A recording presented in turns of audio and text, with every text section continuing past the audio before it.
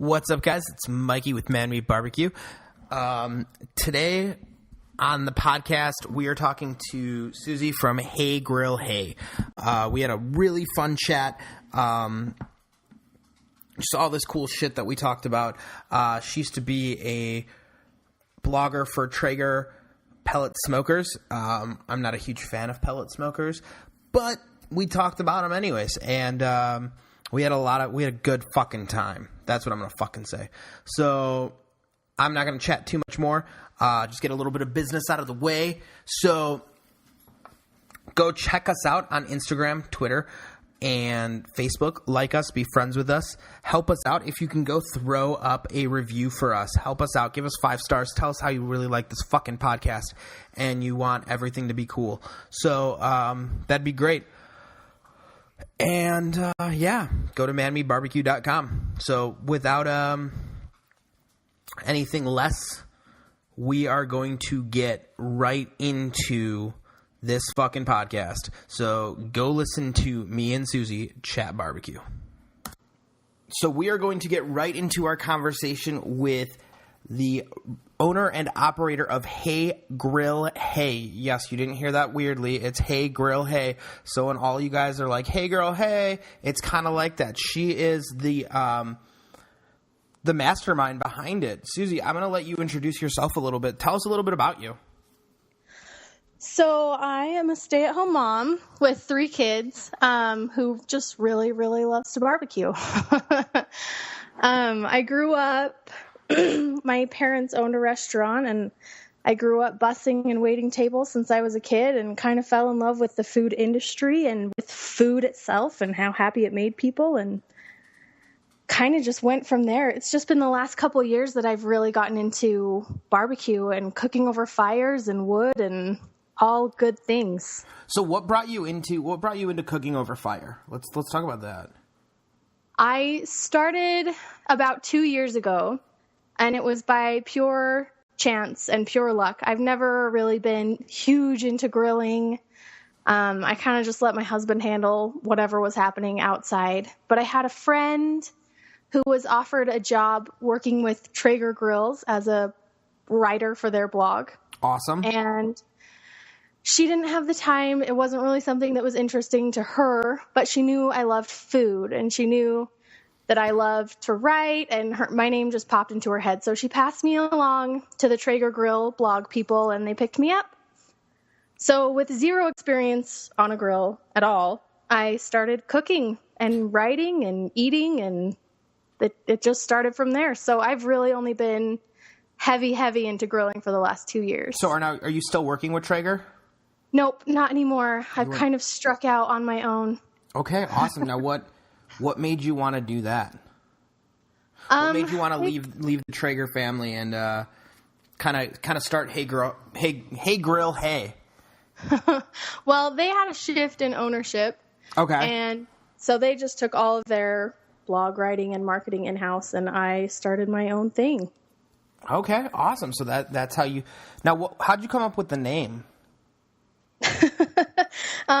We tried every rendition of girl switched with grill that you could imagine. We looked at Grill More Girls. We looked at, oh man, I've so many, hundreds of grill related names. And they're all taken? No, they weren't right. And we were walking down the baking aisle. Yeah, they didn't fit me. We were walking down the baking aisle at Walmart, and my husband and I were on different aisles looking for something, wheat germ, I think.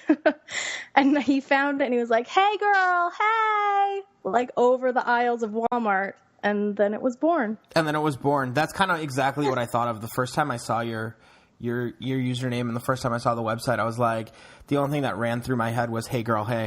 And yep. I thought it was a great pun. And that's totally what it's about. I mean, hey girl. Now, what is some of your favorite stuff to cook? Beef, bacon. If I could cook one thing and eat it for the rest of my life, it would be a bone-in ribeye. Okay. Reverse seared. Awesome. That is great to hear. Like that is like the cut for me. That is the cut for you. Awesome. Yeah. Reverse seared bone-in ribeye. That sounds delicious. Now, do you do any smoking at all? Absolutely. Now, are you still smoking on a Traeger, or what are you cooking on? Let's go there. Traeger, I have an open fire pit that I go caveman style on, which is fabulous. I'm looking into an offset pit right now so that I can go oak and do Texas brisket. Awesome. But I'm trying to decide if I want to go the route of kind of customizing a pre-made or if I want to build my own. These are the things that I think about every day. These are the things I think about every day too, which is probably why we're chatting on a barbecue podcast and not like some other sort of podcast. Oh yeah. Now, it's all about barbecue. You are over in Utah, which is the land of Mormons and no alcohol. Truth. Do you ever find it hard to cape? Do they have a big grilling scene out there? Like, what's your grilling scene like? I'm coming from Chicago. We have the land of tons of food, but barbecue is something that most people relate with. Oh, cool, we're having a barbecue. So burgers, hot dogs, and brats? Yeah. And I'm like, no, we're kind of in a barbecue desert out here a little bit too. But we're working on it. Well, that's good. I'm part of trying to make it a cool barbecue scene. Hey, we have a couple. Yeah. Well, we have we have a grand champion pitmaster that's cooking up Texas barbecue. Just like 20 minutes from me. So we're out there once or twice a week eating at his restaurant. I actually just reviewed his restaurant on my site. Awesome. And he is solid. He went down and trained under one of like the Central Texas Barbecue Masters, and then went and won a ton of awards, and then came back and started a shop. And feel free to say his name. We are not Bam Bam's Barbecue in Orem. What was that? One more Cameron, time. True. Bam Bam's Barbecue in Orem, Utah. Awesome. So guys, if you're in Orem, Utah, you got to go down to Bam Bam's and have some good barbecue, I guess. Oh yeah, he's putting out solid brisket. I mean, nothing like I've ever had in Utah ever. Awesome. That's always good. That's always a good thing to hear. Yeah. So, I mean, we're working on it. We're trying really hard to bring really great barbecue to Utah. Now, but people here still don't understand it. I mean, they'll order a fatty brisket and then cut around the fat because they just don't know better. Fat is flavor. Guys, fat is flavor. We're trying really hard. Tastes delicious. Now, obviously, you said you were thinking about doing a custom pit. Now, you do know we've talked to G-Stack Pits, which is over. Yeah. It's a little bit over got by you guys. They do custom pits. He's amazing. I actually did listen to that one, and I looked him up. If you looked him up, he does some badass pits. I want like a solid offset with like super thick steel, and I don't know. I just want my own wood pit, like not wood pit, wood yard on the side of my house.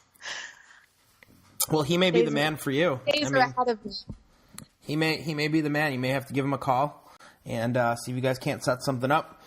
But now yours is obviously a blog, which you guys need to go check it out.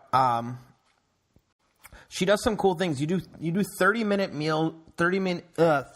meals or less. Am I correct? Did I read that correctly on your website? Now tell me a little bit more about that. Now, obviously, when I'm thinking about cooking a lot of my barbecue, I'm doing a lot of long-term smokes, And that's super heavy on Saturdays and Sundays because everyone works full-time. We all have jobs. Unfortunately, yeah. We all have to support our meat habits. I know, it gets expensive. It does get expensive. But I'm a mom. I stay at home and I want to throw something on the grill and have it done. And grilling is different than barbecuing. Absolutely. Than the low and slow over wood fire. But I don't know. I do both. And I don't have to do as much dishes. It's great. I get a tan. All the best things in the world happen outside. I get a tan. Yeah. All the best food happens outside. all the time. This is true. The best food I've ever had is cooked over fire and eaten outside. This is true, and it's very easy. It is very easy. I mean, if you're doing pork chops or chicken or shrimp or fish, I mean, that's all going to be under 30 minutes. I guess Throw some veggies on the side, and you got. Maybe I shouldn't say easy as in easy to cook, but it's an easy cleanup, and it's an easy it's a fun meal to prep. I guess we should say it that way, because I feel like I'm going to get some haters that are like, barbecue's not easy. Well, barbecue's not easy. Not necessarily. Barbecue takes practice. I don't think it's meant to be hard, but I think it's a skill that has to be learned. I believe it's a craft, and I believe it needs to be honed. Necessarily difficult, but it does. There's a learning curve. Absolutely. I'm still climbing the hill of the learning curve. You're still climbing that hill, huh? Yeah, but I think grilling and barbecuing they can be two different things, and they can work well together also. So I would say I grill out 3 to 5 days a week. And then weekends, it's all about low and slow. It's briskets and it's pulled pork and it's ribs and all that good stuff. So you're using a pellet cooker now, right? For all your low and slows? Yeah. What kind of wood are you shoving in that pellet cooker? I love fruit woods for my pork and for my chicken. Like apple and cherry and peach. But if I'm going to do a long smoke on a brisket, I want to do oak or hickory. Okay. So that's what I'm cooking on mostly. Hickory and apple are kind of two go-tos. Have you ever cooked with any peach wood or anything of that sense? Yeah. Awesome. That's the best part about pellets, in my opinion, is because I don't have to go cut down a peach tree, and I don't have to source a peach wood tree person that will deliver me peach wood. They come in these beautiful bags. And I think it's a really simple jump in for the beginning barbecuer is like a pellet cooker. Okay. Because you're still getting the wood barbecue flavor, you're still getting smoke, but you're getting really consistent heat. So I'm not battling a fire to keep my temps where I want it to be. See, that's some of the stuff I like. I like that airflow battle. I kind of agree with you, but for a beginning barbecuer, you can get a taste for real barbecue, and then you can kind of start working on your craft. So I got straight up hooked right away. Now I start tailoring my craft. See, I got hooked with smoking on a Weber kettle. Did you get a Smoky Joe or the stand-up kettle? The stand-up kettle. So you can imagine what the struggles were there. And I'm sorry if any of our listeners are hearing. There's a lot of noise coming from my apartment. Apparently the people upstairs are either doing something rowdy or something, but there's a ton of fucking noise, and I don't know why. But yeah, coming from a Weber kettle, it's intense. You constantly got to be watching that heat. You constantly got to be adjusting valves and making sure you have enough oxygen, but not too much, because otherwise it's going to get too hot. And your meat's going to just be going, in and out, in and out, in and out of good heat. So I've never used a pellet cooker. To me, a pellet cooker is a little bit weird. I'm a little bit weary of them. Why? Just because it's kind of like set it and forget it. A little bit. Which, if you're a beginning barbecuer and you're not a super enthusiast and you're like my friends that are moms that are like, I just don't know if I could handle that. They can still churn out awesome food that tastes great and looks great and was cooked over an actual wood fire without the stress of tending to a fire. I mean, they're tending kids. I'm kind of appealing to a different market than what most barbecue enthusiasts are appealing to. But that's okay. There's markets for everyone, and there's enough love for everyone. Right? I just think there's not a lot of women in barbecue. There's not. There's just not a ton of us. There's not, but the ones that are there are always fun to chat with, and they're always super cool. Yeah. And it is a little bit of a boys' club. It is. A little bit. And unfortunately, it'll probably stay that way for a while.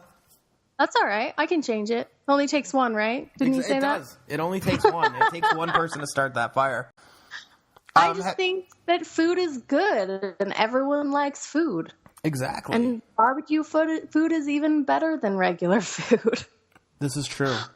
This is absolutely true. Now, have you thought about doing any competition barbecue? Absolutely. Yes. Awesome. It's happening. It's happening. Probably next year. I'm working on my recipes this year. I'm actually my goal for next summer is to start branding my own lines of rubs and sauces. Okay. And go out and compete. Awesome. That's a dream for me. For sure. Now we're both from barbecue origin places. You know what I mean? I feel like it's a plus and a minus for both of us. Right. I say that in the sense that I'm not from the Carolinas where I get, Carolina barbecue shoved down my throat every day, and this is the only way to do it. Like, you go somewhere else, you're wrong. Or, like, right. I'm not from Texas where it's like Texas barbecue. It's either Texas barbecue Salt or it's and pepper not. And oak. Yeah. So either you cook it this way or, fuck off. It's not right.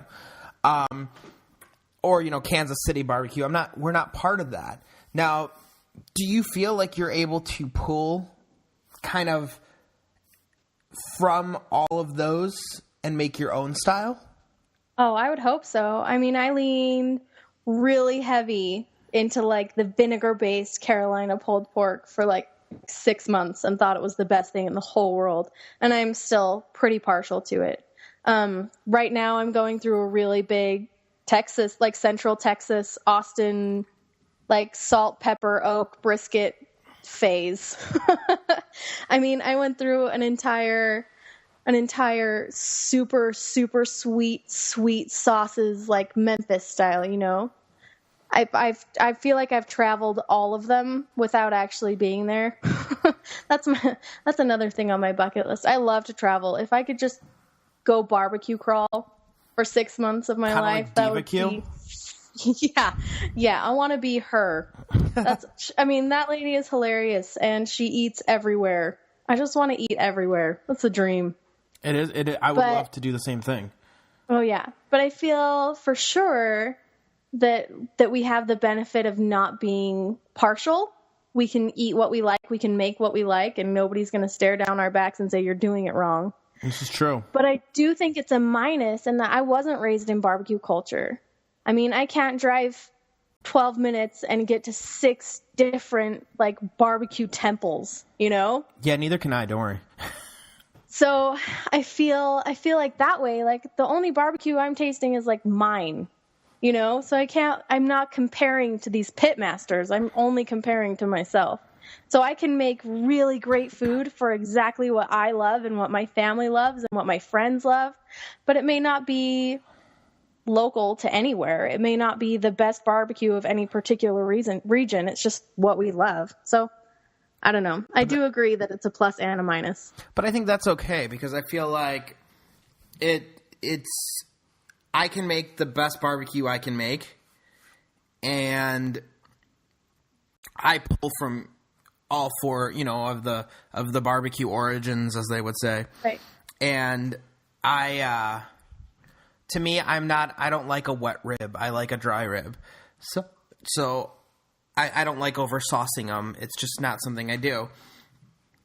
I actually don't like much barbecue sauce on almost anything. I feel like good barbecue doesn't need barbecue sauce, and I know that some people are going to be like, well, that sounds like you're into Texas barbecue. Yes, I feel a lot of the stuff, like kind of like you said, I am pretty heavy into Texas barbecue. I like the simplicity of let the wood, flavor the meat the way it's supposed to. Right. You don't need too many ingredients in your rubs. I don't know how your rubs are. I've never tried them, and we've never talked about it. But I have heard people, I've talked to a couple people, and they're like, well, my secret rub has 18 different ingredients. Fuck, what ingredients are you putting in that rub that aren't battling with each other? Right? Because I hit about 6 tops. Yeah. For my pork. If we're doing brisket, it's pretty solid salt and pepper, maybe some garlic. Yeah. I mean, what else are you putting in there? Oh, everything. You got to make yourself different, I guess. I don't know. People throw everything in there. But at the end of the day, it doesn't matter what other people like. It doesn't matter what other purists say, because you're the one that has to sit down and eat that $8 a pound, whatever you made. So I've just learned that I make it how I like it. And it may not be a pure, perfect regional specimen of whatever type of barbecue I'm making, but it's good. And it's going to all get eaten, and it's going to get raved about. And that's what matters to me. I don't care if you sauce your ribs or if you don't sauce your ribs. I don't care if you put whatever you want to put on your brisket or your pork. Like, if you like it, rock it. I agree with you. I just sometimes get lost with some of these people that I talk to, and they're like, oh, yeah, we do this, this, and this. And I'm like, okay, cool. Like, if that's what you do, I mean, cool. Shit. I mean, I guess I'm wrong. If I'm wrong, no, you don't have to be wrong. But you can both be right. That's the best part about food. That is the best part about food, and that's the best part about barbecue, too. Yeah. Some people like really salty stuff. Some people like it super sweet.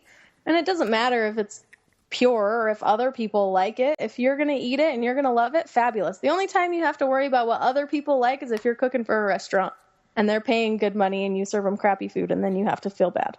No, see, I feel... You got to go back to the drawing board at that point. I feel like if you're putting out a good product and some people like it at a restaurant, when you're putting out good product and you stand behind your product, if you're putting out shitty product, then yes, you have to rethink it. But if you are putting out good product and people come in and they go, well, I don't like it, well, you may not like my cooking. That's fair, too. Unfortunately. But you're the one that has to make the money in the restaurant, so I guess that's up to whoever is running whatever restaurant. But for my home cooks, who I'm talking to, my market, my people, and the food that I'm making, like, all I care about is taste. I care less about, I don't know, I guess you could call it barbecue purity. I just want to make food that tastes really, really good. And learning about, like, the pure barbecue methods helps me get there. But if somebody's going to put sauce on something, I'm cool with it. Oh, I'm not knocking the sauce. I just, for me, my personal plate doesn't get too much sauce. Yeah. Now, are you a olive oil type girl, or do you throw on some yellow mustard? What's your pre-rub? Oh, I dry rub. Dry rub everything? No pre-rub even? My baby backs will get mustard. Sometimes, if I feel like it. A lot of times, if I feel like it. So a lot of times I'll do olive oil if I have time. Sometimes I'll just go dry rub, and then if I let it sit, like, I'll rub my pork butts the night before and let them sit overnight. I'll rub my ribs a couple hours before, and the salt in the ribs and the meat draws out the moisture, and it kind of creates its own little magic saucy marinade that happens on the outside. I typically don't just rub and throw anything straight on the grill. I give it a little bit of time just to draw out some of the moisture just around the outside. Mm-hmm. But now, are you a believer? Some people are, some people aren't. If you freeze your meat and take it out of the freezer and put it straight onto your cooker, you get a better smoke ring. Are you a believer in that? Do you buy into any of that? Oh, it's not belief, it's science. I mean, it's scientifically proven that smoke particles cling better when the meat is cold. It just does. I don't freeze it. I refrigerate it first. Yeah, I put my meat on cold. I don't let it come up to room temperature, but I don't freeze either. it. I take mine out of the... Some people... I've heard it go both ways. I take mine out of the refrigerator and put it onto the cooker. Yeah, now, some people will actually take it out of the freezer and put it onto the cooker. Well, I guess that's their prerogative. And they're like, well, it's that couple degrees. Okay. At the end of the day, so. smoke can only penetrate so far into your meat anyway. Absolutely. I mean, you smoke for 3 hours and you've pretty much hit the point where it's not going to take on much more smoke flavor. No, penetration has hit it and it's done. It's pretty much into its cook. So, I mean, if you're going 3 hours and you're doing something that's going to go that long and that low, then I don't know if necessarily the few degrees will change it. I mean, I can't speak from experience because the only thing I've ever thrown straight on frozen would be like shrimp or chicken, and I'm not getting super heavy smoke on either of those things anyway. So that doesn't really make a huge difference to me, but yeah, I don't even know. I've never even thrown on a frozen anything, but I always refrigerate first. I never throw anything on room temperature. I never throw anything on room temperature either. I will say that I do like my steaks to be frozen before putting them onto a reverse sear. Yeah. I find that the fat content in the steak melts a little bit more. And that could be just because I'm crazy and like maybe it's just in my head.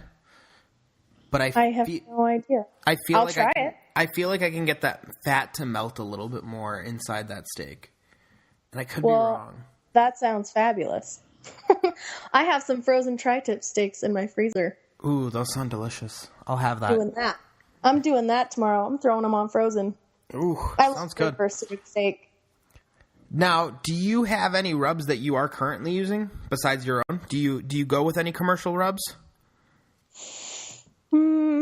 I've been heavy into Traeger rubs just because when I was writing, I wrote for them for 2 years. Okay. And they just sent me everything. Of course they did. I have all of their rubs. So I've been using those, but I'm really excited to get my hands on some Meat Church and some Dead Rooster Company and some Caribbeque. Ooh. Yeah, have you heard of those guys? I've heard of those guys. Of course I have. We just did a review on them. Fabulous. That stuff is awesome. Yeah. I can stare at it right now from where I'm sitting. And I can also stare at some Meat Church. I can stare at some Meat Church too. I got the whole line of Meat Church. Yeah, that's awesome. We have a local retailer like really close to my house, and they have all things barbecue. It's fabulous. It's called Barbecue Pit Stop. Ooh, that sounds awesome. You need to you definitely need to get your hands on some some Holy Cow. Yeah? Yeah, that stuff is awesome. I shall.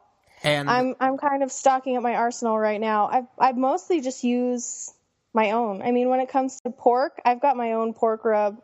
It's a sweet rub, but it's solid. I use that on so many things. Now, do you add sugar to your rubs? Do I add sugar? Yeah. Depends on what I'm cooking. So my sweet rub has sugar in it. It has brown sugar in it. Okay. Yeah. See, I use that one for pulled pork, and I use it for pork chops and ribs. That's my pork rub. That's your pork rub. Yeah. And then obviously we talked about beef, and you go pretty heavy salt and pepper. Salt, pepper, maybe some garlic powder on beef. Yeah, and then chicken, it's whatever I feel like. I mean, I've done Cajun rubs that are pretty heavy in cayenne. I do Greek rubs, jerk seasoning. I make my own roasted serrano hot sauce, and that goes on everything. Okay. Most things. It's just like this green pepper hot. Oh, it's the best. So that goes all over wings all the time. I feel like chicken gives itself to so many different flavor profiles. Oh, yeah. You can do so much with it. That's what's so fun about it. Absolutely. That is. And it's a cooker. Oh, what was that? And it's a quick cooker, correct? Yes. That's a great. We do a lot of weeknight chicken, fish. We do a lot of chicken on the weeknights. We do a lot of. I don't eat fish. I don't eat anything that comes out of the ocean. I'm really sorry to tell anyone that. I cook it. I just don't fucking like to eat it. But as far as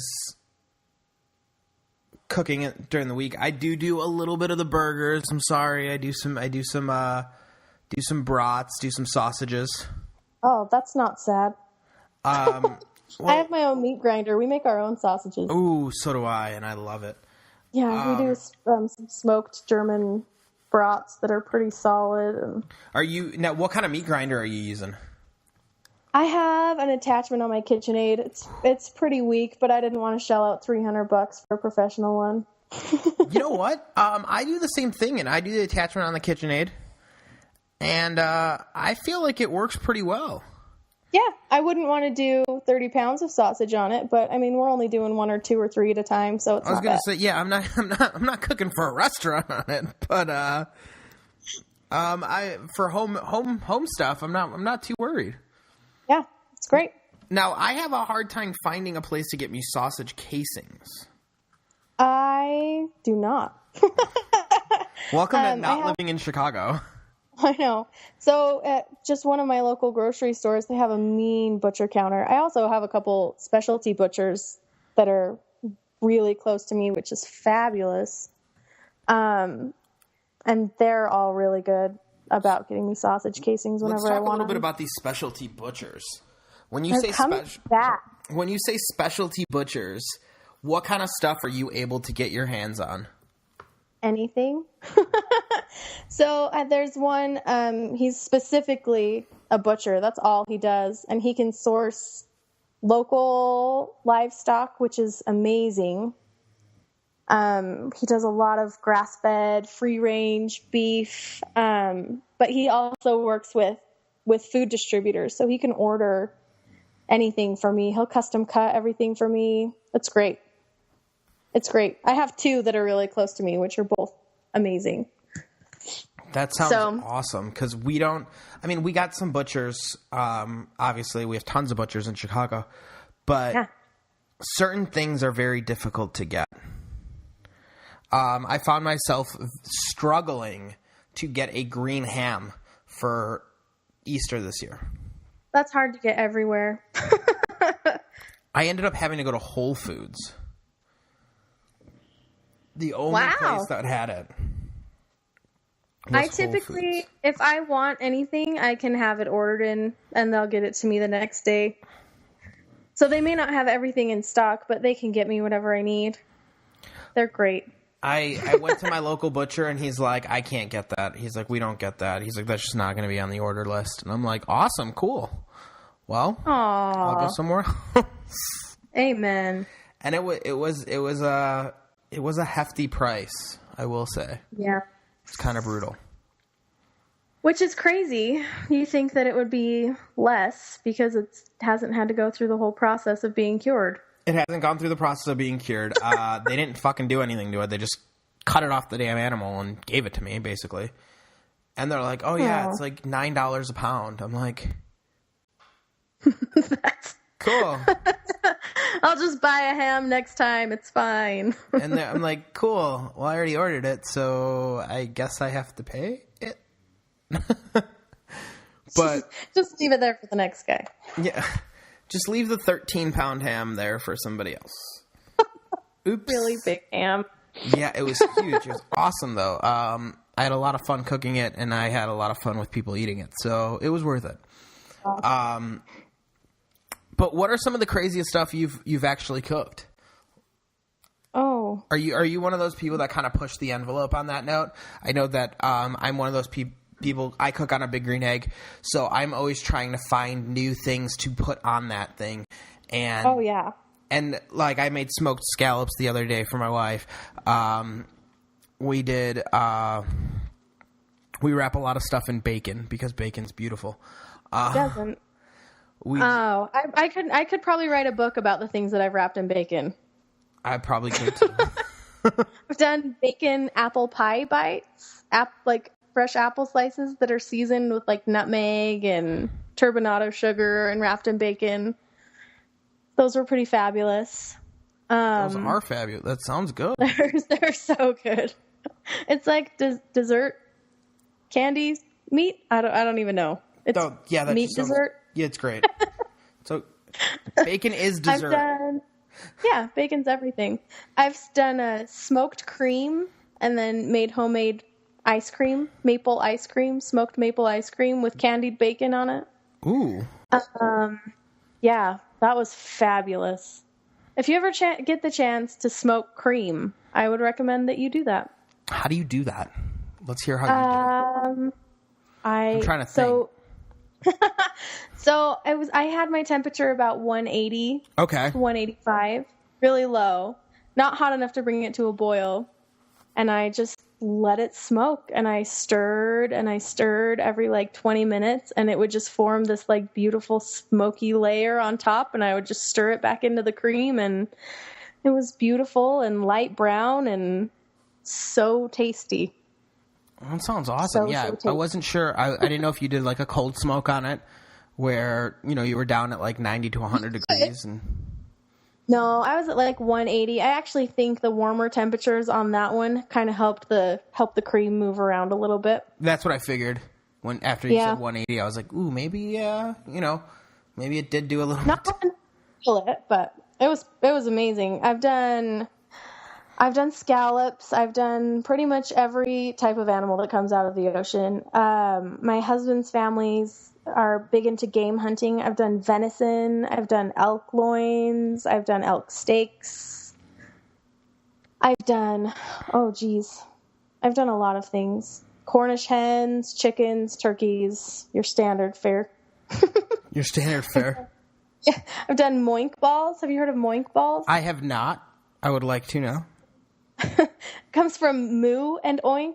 So they're ground beef and ground pork, and they're wrapped in bacon, and they're like meatballs, but you just add whatever flavor you want to them and then wrap them in bacon, and they're little explosive, tasty balls of goodness. See, we call them bacon grenades, so that's why I haven't heard of those. That works too.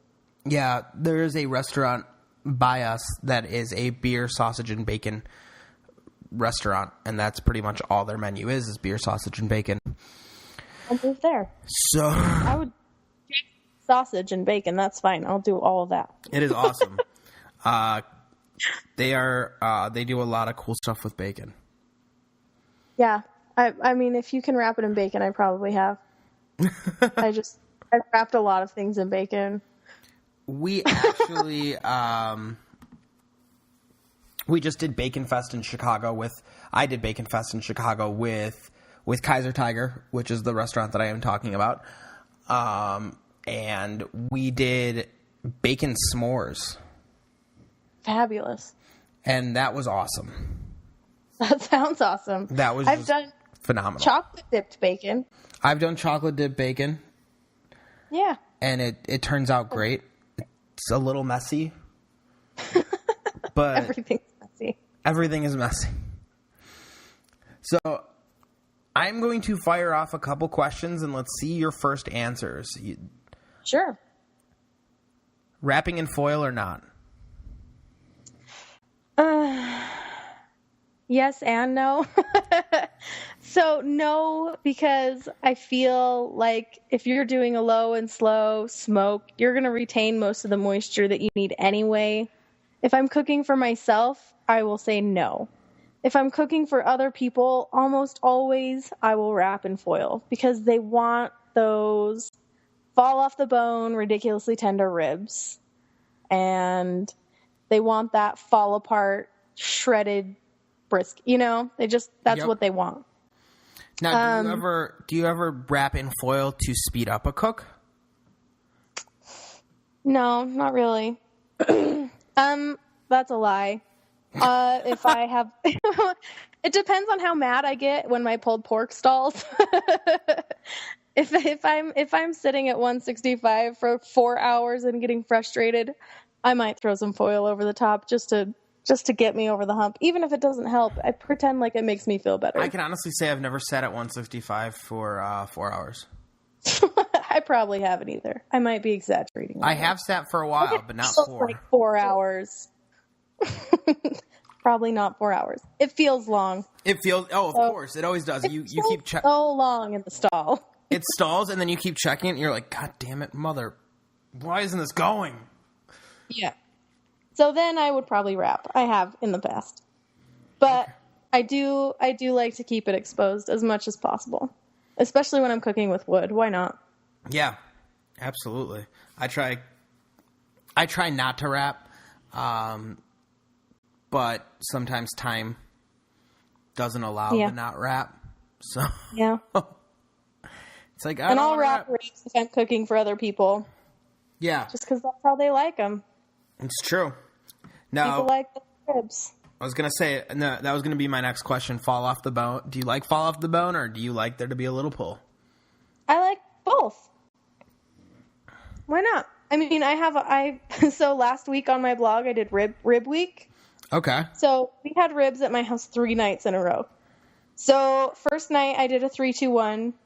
Okay. Which is a pretty standard smoke for 3 hours, foil for 2, sauce for the last hour, right? Yep. And it's almost guaranteed that they're going to fall off the bone. And you foil them with butter and brown sugar. Well, that's what I foil them with. And apple cider. And they'll fall off the bone and they'll be juicy and everyone will love them every time. And then the next night we did a hot and fast. So I had ribs done in under 4 hours. And I wrapped those for an hour also. And then the last day I did just straight low and slow 225 until they were done. And it took, I don't even know, 6-7 hours. Now, are we talking about baby backs or spares? Spares. Okay. St. Louis, I trimmed them down. Okay. So those went until I wanted them to be done. Cool. And of all 3, those were my favorite. Everyone else wanted the 3-2-1s. And the hot and fast that were good and had a little bit of tug to them, they didn't get a pass. So I don't know. If it's me, I'm going to go low and slow, and I'm not going to foil them, and they're still going to have a little bite to them, but they'll fall off the bone if I pull hard enough. Everybody else loves the fall off the bone every time. Absolutely. That's just something that people love. I know. They just do. It's funny. You know, people say, like, well, you know, I'm a competition barbecue cook. That's awesome. Even competition barbecue cooks cook differently when they're cooking into a restaurant. Oh yeah, they don't eat what they compete with. No, it's just a different. It's different. I mean, you hear any of the big barbecue guys. It's like, yeah, I my barbecue flavor is a little bit different. I like my barbecue a little bit. This, whatever, this and that. But when you're cooking to the general public, your average friend that comes over, when they think ribs, they think, oh, my mom's ribs will fall off the bone. Why aren't hers? Or, why aren't theirs? Well, your mom boiled your ribs. Yeah, your mom boiled them and they didn't taste like anything. Your mom broke the ribs. And then she poured barbecue sauce on them for 5 hours to put some kind of flavor into them. Yeah. So, yes. So all of the above. I just like ribs. Ribs. It's obviously, I like food. Do you prefer St. Louis over baby backs? Also depends. I can't give you a straight answer on anything. How's that? Perfect. I'm doing I did spares. I did St. Louis 3 times last week. I'm doing baby backs tomorrow. You sound like every woman I've ever talked to. I can't give you a straight answer. Well, they're called generalizations for a reason. Yeah, I don't know. I mean, I love that baby backs they cook a little bit faster. They do. That's nice. They're easier to clean. They're easier to trim. That's also a bonus. Now, do you cut down your spares prior to cooking? Typically, I'll cut them down to St. Louis before I cook. Okay. The rib tips are the chef's treat. I get to eat those while I'm doing the cook. I'm not sacrificing those to anybody. Those are for me. They're my special ribs. Awesome. Yeah, but I mean, I love St. Louis. I feel like they're always juicier. There's just more to them. There is a little bit more. There's more meat. So they're a thicker cut. They're nicer. Obviously, they're bigger because they're lower down on the hog. Now, Are you a fan of beef ribs? Yes. brisket on a stick. Yes. I can't tell you how lusty I am lately over those big, like, honking fat dinosaur bones that I see from all of these joints, because I don't know how Chicago is, but if you're selling beef ribs here, they're just all shiners. I mean, you can see the bone where they've trimmed it down. There's not anything on those things.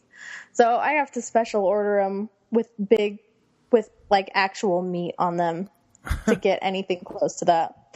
So I've cooked more shiners than I would like to admit. I've ordered entire, like, bone-in ribeye roast so that I can trim my own beef ribs and actually have meat on them. That's interesting. Yeah, because they don't come like that here. We get some decent beef ribs. We can get some decent beef don't.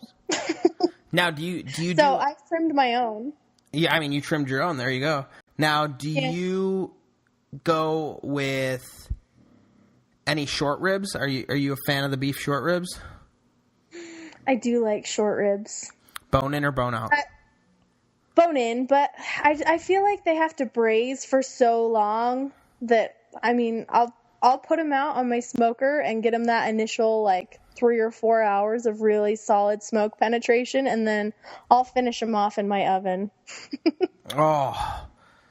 And go, because they're going to be braised lid on anyway. See, to get them as tender as I like them. I'm a fan of taking that short rib and throwing it on the cooker for about 5 to 6 hours. And then it doesn't dry out? No. I cook on an egg. Nothing dries out.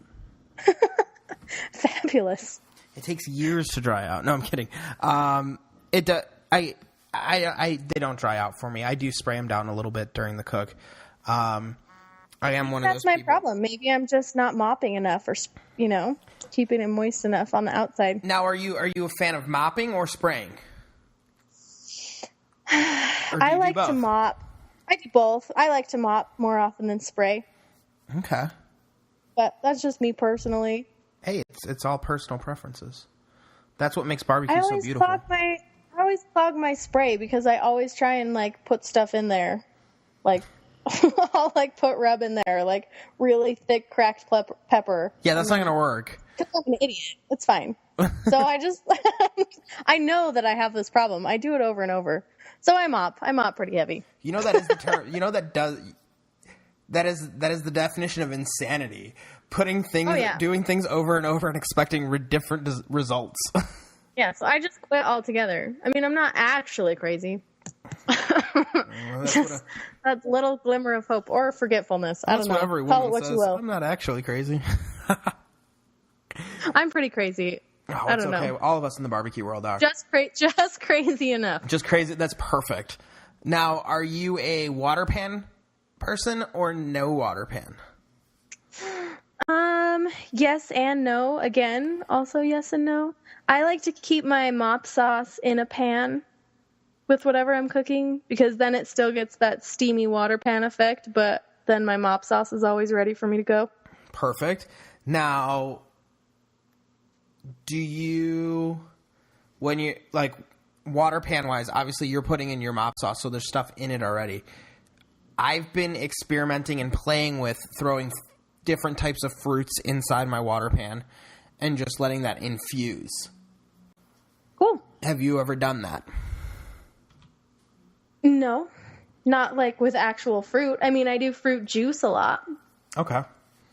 So like apple juice if I'm doing pork, just because it makes everything so golden and pretty, and it gives me that super fabulous mahogany on my ribs and my pulled pork that I love. Yeah. And it gives me a nice, like, crisp bark that's awesome. Color is so important. I'll do apple juice for sure, but I've never put fruit in my water pan. I've just been trying. I've been playing around with it, seeing if it works. I don't know yet. I haven't decided. I've done oranges, apples. Orange is kind of getting hot in the barbecue world right now. I know. People are putting dehydrated orange peels in all their rubs, and I smoke with orange wood. Yeah. And I like it a lot. It's a thing. It's happening. You're on the beginning of that trend. So I'm going to ride that trend because I like it. I like it on my pork at least. A master of that trend, and tell everyone that you were doing it before it was cool. Exactly. But I'm a big fan of I'm a big fan of the orange wood, especially on my pork. I feel like that's awesome. I feel like it gives you it gives a little bit of that like tingy flavor into it. Cool. I've never cooked with citrus woods. That's awesome. I don't know. Can you get citrus pellets? I don't know. I probably could if I looked hard enough. I met a guy once who was cooking at a farmer's market, and he was cooking on grapefruit wood. And he just like cut me off a corner of some ribs that he was smoking, and they were fabulous. So, did you say grapefruit maybe that's the way wood? To go. Yeah, grapefruit wood. I'm gonna try to find some of that. Citrus woods. Just go to Arizona. Lots of it down there. Cool. Yeah, I'll just drive down next weekend. Just hop right on down there. Yeah, just hop on the interstate. I'll be there in 2 days. I do have a cousin. Citrus wood is a thing.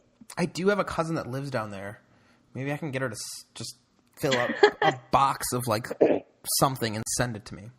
There's a guy. Awesome. There's actually a guy that does that. I can't remember his name, and I can't remember his website, but he does Hawaiian like hardwood from Hawaii, like basically coconut wood. That's awesome. And what he does is he fills up like one of those USPS boxes, like flat rate boxes, and just ships it to you. That's awesome. Like he doesn't do it by weight or anything like that. It's not like, oh, I'm selling you this much. I'm selling you the box that it fits in, and you send me a check for $25. That's awesome. I've been hesitant to just send him a check, though. I'm like, do I just trust this human that I've never met? Trust this guy? No, I just send him a random check. Like, it's a $25 gamble. It could pay off. It could pay off. And it's not a huge gamble. More money, less of a guarantee. There's no guarantee I'm going to get anything back. So who knows? But, yeah, we're coming up to, 50 minutes of this podcast and chatting with you. We've been having a great time. Thank you so much for coming on. Yeah, you betcha. If you can give some of our listeners 3 awesome grilling tips, barbecue, grilling, whatever sparks in your head right now, what could you give me on 3 grilling tips? Try. The first thing you have to do is just get out there and try. I never would have gotten out in front of a grill if the opportunity didn't fall in my lap, and that makes me sad. I wish I would have been more courageous just to take the chance on my own, especially for females. If there are any women that are listening, grilling is not intimidating. Grilling is awesome, and you don't have to clean your stove. It's a big thing. The second thing that I would say is learn what you like and cook that.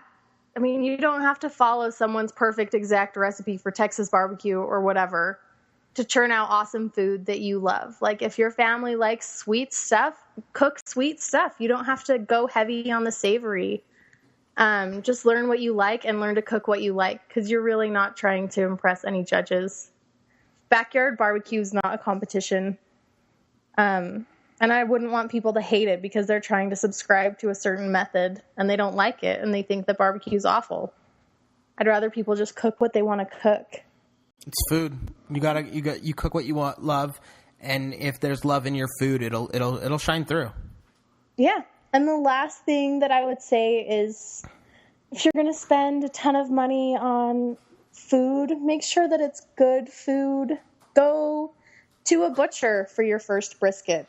You don't have to spend a ton of money, but if you're going to be spending money on a big cut, make sure that it's worth it, because you don't want to put in 12 to 14 hours and then have a product that you're not in love with at the end, because then that just makes you grumpy. And I've had that happen. I totally agree with you. Spend a tiny bit more and have a product that you're just going to be so excited about at the end. I totally agree with you. Don't go with the cheapest cut of meat that you have. It's just not going to be the best thing for you. It may not turn out the best. I'm not telling anyone out there to go buy Wagyu brisket. I'm not telling you to go buy a $90 or a $180 brisket, because briskets can get up there. I understand that. Oh, yeah. I bought numerous ones of them, and people want to kill me sometimes about how much money I spend on meat. But you don't need to go buy that expensive brisket or that expensive pork shoulder. You know what I mean? No, but you get a don't. good one. And I mean, pork shoulder's cheap anyway. But once you start realizing what you need to look for in meat when it comes to marbling, when it comes to color, then you'll be able to pick out good meat. And it's not necessarily the most expensive meat, and it might even be the cheapest cut that they have. But if you know to look for good marbling and good color and check the dates on everything, you'll be fine. Absolutely. And remember, guys, people eat with their eyes. First, I am a big... I can't stand seeing some barbecue where it's so black. They're like, oh, that's just a really good bark. To me, that's a little bit over burnt bark. I want to see, like we were talking about, that mahogany color. I want to see that come out. And I feel you want to see a smoke ring, and you want to see indications that it was cooked well. Exactly. And that's the scary part, when it's not cooked well and it looks... And guys, if you get that smoke ring that you were just talking about, that beautiful little pink smoke ring that we all try getting, and we work so hard on putting into that meat, sometimes you can have a good smoky flavor with no smoke ring. So don't knock yourself. Like, you'll open a piece of meat and you're like, oh shit, there's no smoke ring. It can't be good. How would you know unless you ate it? Exactly. But I mean, I've done tons of cooks where I didn't get a smoke ring, but it had a great smoky flavor. That's what I'm saying. Taste wins. Taste always wins. People do eat with their eyes, but they also eat with their mouths. Absolutely, but they eat with their eyes first. I've had some really ugly stuff that tastes really good. Absolutely, but you probably get that, oh God, what do I want to eat this? Kind of look on it. But that's okay. Good thing I'm a risk taker. And I mean, if you screw your barbecue up, guys, if this is your first time barbecuing and you screw it up, hey, you get to eat it. It's okay. It's still probably edible. And if it's not edible, Domino's is always a phone call away. Like, it's shitty pizza, so you made shitty barbecue, so you can have shitty pizza. It's fine. Crack open a bottle of spaghetti sauce. Everything will be fine. Exactly. It'll go perfectly fine. So we've had spaghetti nights more than I'd like to admit after I messed something up. It happens. It does. It happens. Oh, well. Big deal. Try again. Yeah. The biggest thing I've always said is it's not about how many failures you've had. It's about how many times you pick yourself back up and keep going. Truth. So I want to thank you once again. Bombs. I was going to say, I want to thank you once again for coming on the podcast and hanging out with us and chatting with us. We obviously will love to have you again. Hopefully you feel the same way, and you're not like, no, I'm never talking to these humans again. Well, thanks for having me. Yeah, we had a great time. Is there anything you want to leave our listeners with? If they want to find you, how do they find you? Tell us some social media about you. Oh man, come find me. I'm at heygrillhey.com.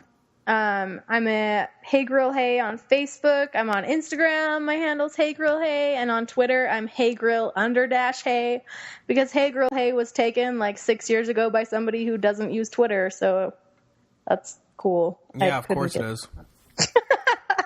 I should have got on Twitter 6 years ago. It's crazy.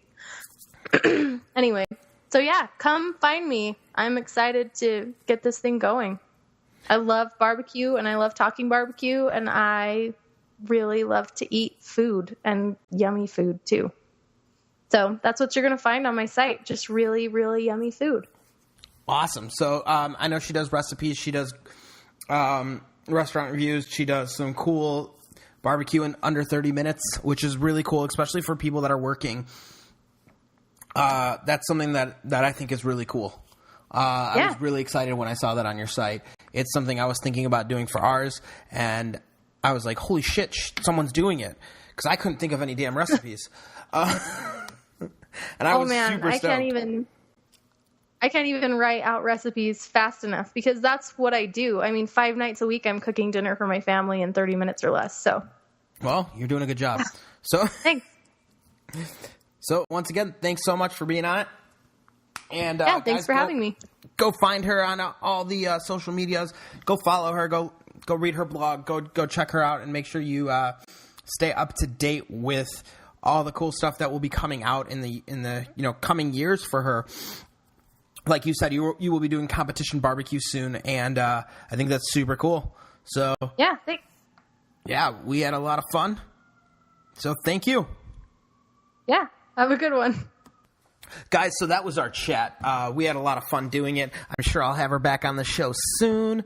And, let us know what you think about it. Let us know what you think about the show. Like I said earlier, please help us out. Go give us 5 stars on iTunes and give me a little bit of a review. If you fucking hate the show, don't listen to it.